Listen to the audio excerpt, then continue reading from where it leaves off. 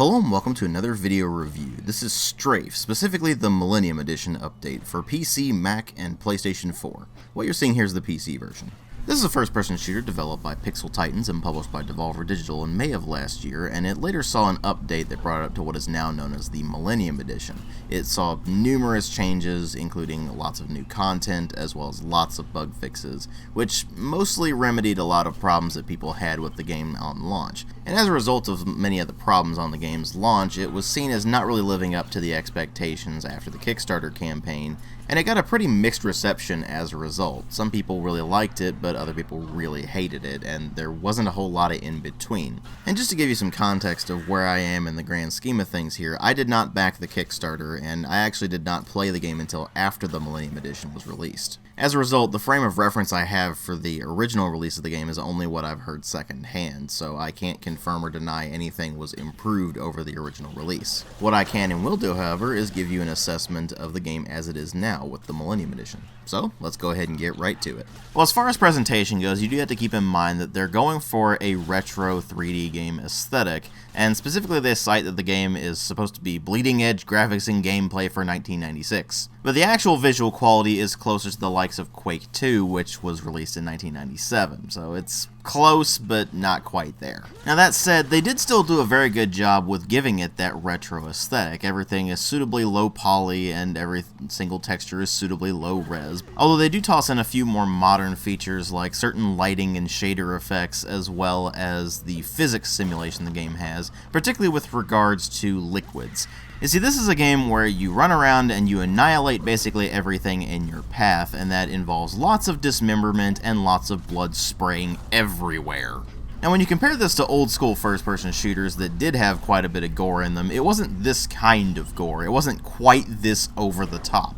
But that actually fits the game's aesthetic anyway, because they aren't just going for a retro-style game, they're going for something that is meant to be completely and utterly ridiculous. And that would be painfully obvious if you've seen any of the advertising material for the game, where they had these live-action videos advertising things, and it was styled after 90s VHSs, complete with bad acting and goofy CGI to just make things even more absurd than they already are. But even if you hadn't seen any of the advertisements, you would notice that when you're playing the game. It just has this sense of humor about it that's kind of subtle in a lot of respects, but in others it's just doing something downright silly for the sake of being silly. And that aesthetic does give it quite a bit of charm, both in it being retro-styled and in it just being downright silly, but it does also bring up something that's important to mention. This game was also advertised as the levels always change, and that's true because it is procedurally generated. And that leads to a few issues, namely in the department of you will notice a lot of the environments looking very samey, and that's because they're just taking big chunks of environment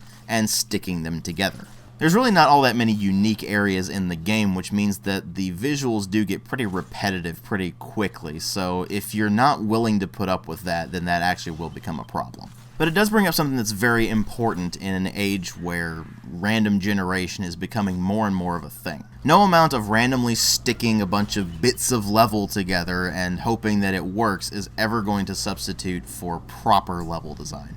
And that's something I'll get to more when I get to the gameplay, but to wrap up the visuals, generally speaking, what they've done with that retro aesthetic is very effective for the game, but it does get a bit tiresome after a while. But then you move over into sound design, and that's where things get a bit more interesting, because you have a soundtrack that is very fitting for the action in the game, and it's also just really catchy electronic music. There's no voice acting to speak of in the game other than what you see in the tutorial, but that's not voice acting, that's just straight up acting. And that's just deliberately bad to fit in with the goofy 90s aesthetic, so that ends up actually working out pretty well. And after you get through that, you get to the sound effects themselves, which are generally actually pretty solid. Now, explosions are a lot weaker than I would have liked, but the gunfire is actually surprisingly punchy. Now, it's not quite as beefy as I would really like, because it doesn't quite have that nice bass kick to it, but I'll be fair here. This is an indie game, and for an indie game, the sound effects are actually quite nice. And thus, when you bring it all together, you end up with a presentation that actually works quite well for the game in general, although it doesn't really fit in with the way the game actually plays. Which of course leads me to what really matter, which are the story and the gameplay. Now of those two things, the gameplay is vastly more important because there's really not much of any story to this game at all. The idea is that you're a scrapper who's been sent to the Icarus in order to do some scrapping in an uncharted region of space.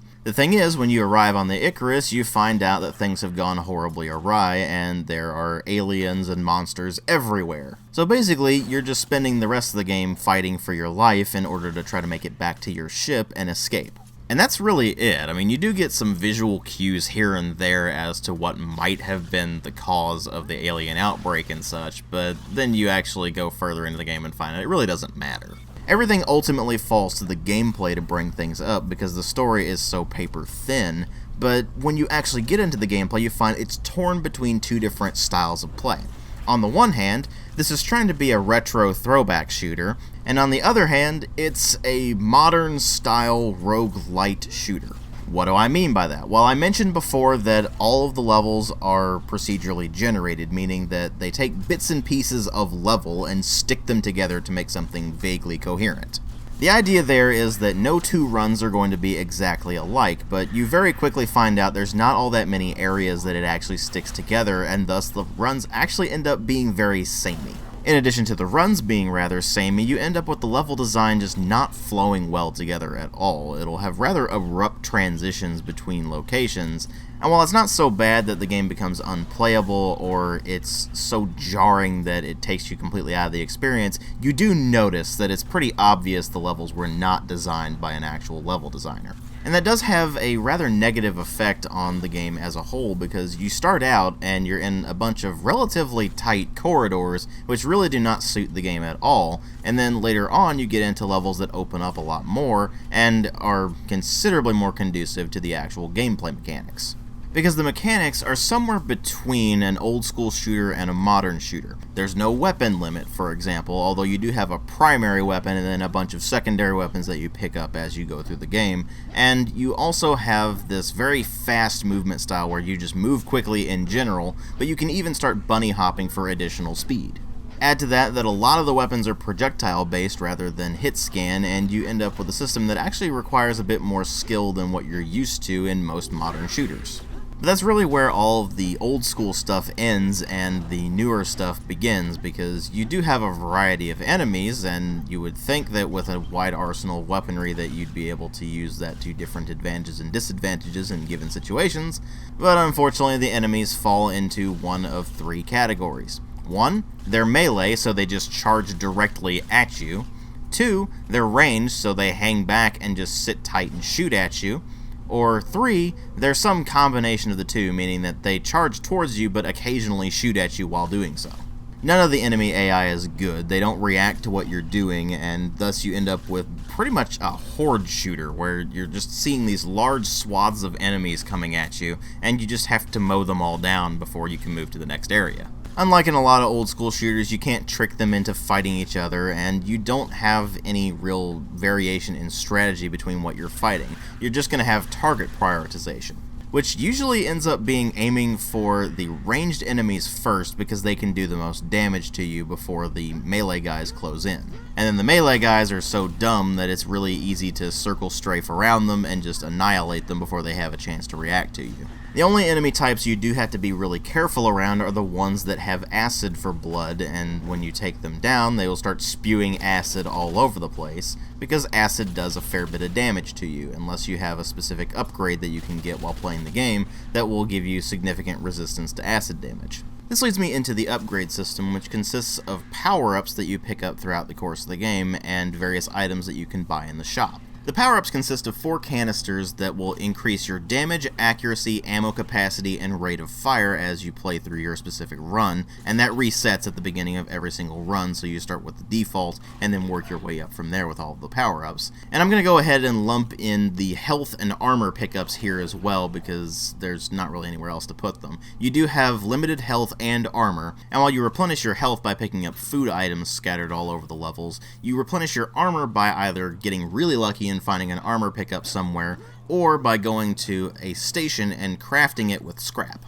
You can also use that station to craft ammunition for your primary weapon, but I actually never needed to do that because ammo was the one thing that was in absolute abundance throughout the course of the game. And unlike the way old school shooters did, where armor actually just reduced incoming damage as opposed to eliminating it entirely, in this case, you treat it as basically two separate health bars. If you have armor in your armor meter, then you'll start taking damage to that first, and then once that's depleted, then you'll move over to the health bar, where you'll actually take more damage, and if you take enough damage of that, then you die and you have to start the run over again. This being a roguelite, whenever you die, it's game over. You have to start the entire thing over again, and you find out pretty quickly that a single run, if you make it all the way through the game, is roughly an hour to an hour and a half long. So while starting over at the beginning is certainly irritating, it's not a deal breaker because the runs are meant to be fairly short.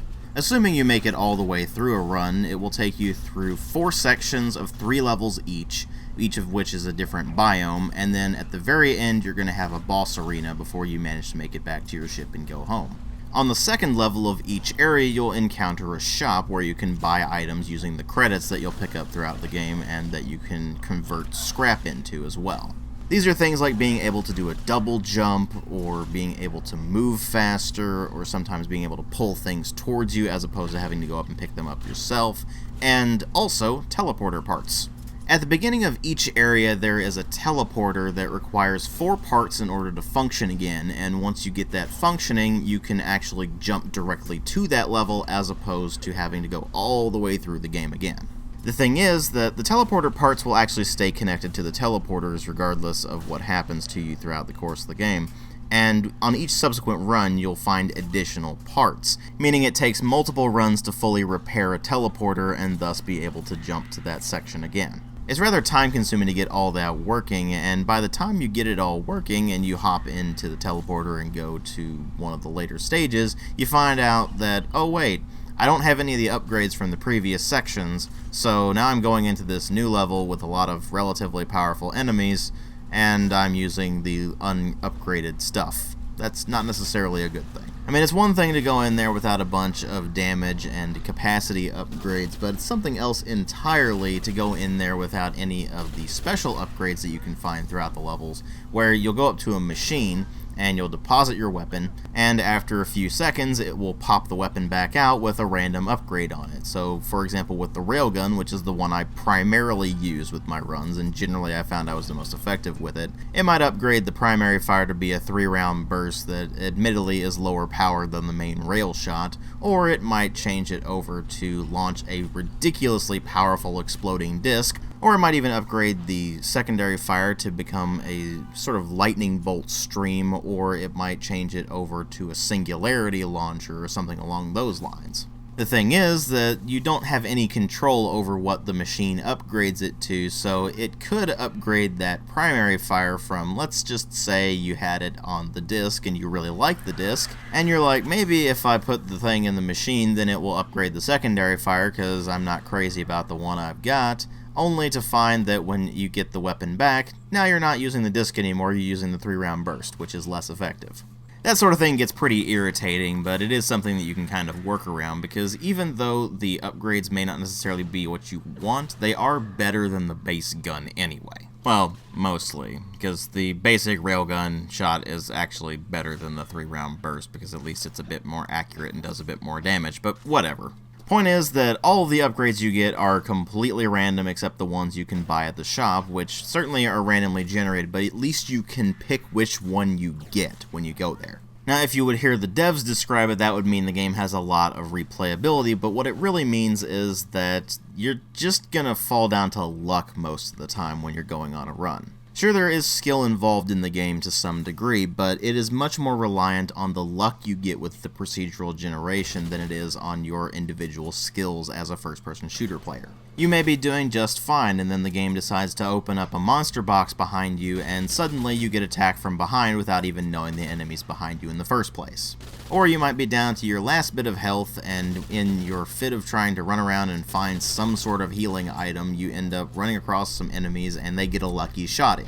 And while skill can certainly mitigate the RNG to a fairly sizable degree in this game compared to a lot of other roguelite style games, it doesn't quite go far enough, and what you end up with is a game that's still too random for the gameplay style they're trying to put together. Of course, I could certainly tweak things to improve the situation here and there, but the fundamental problem here is that it is a roguelite shooter. More specifically, it's trying to be a throwback to old school shooters while also being a roguelite, and that really does not work well at all. Roguelike mechanics are pretty much anathema to an old school first-person shooter. They rely on being well designed, and that's not really something that STRAFE is. Now, does that make this game bad? No. As far as roguelite shooters go, you could easily do a lot worse than this. But at the same time, they are advertising this to basically be something it is not, which is an old school throwback shooter. And in that regard, they may have done a very good job with the aesthetic, and they've done a pretty good job with the movement system, but as far as the raw mechanics goes, it is too much of a modern shooter and too much of a modern roguelite style game to be a proper throwback to old school shooters. And when you bring it all together, what you end up with is a game that just doesn't live up to its potential. If they had gone full on in the old school shooter department, I feel like this could have been a lot better. But instead, enough of the game is RNG to make it a rather underwhelming title in general. That doesn't mean you can't have fun with it. It just means that if you're going to pick this up, I'd say do it on a rather deep discount. I give it a 2.5 out of 5. Thanks for watching.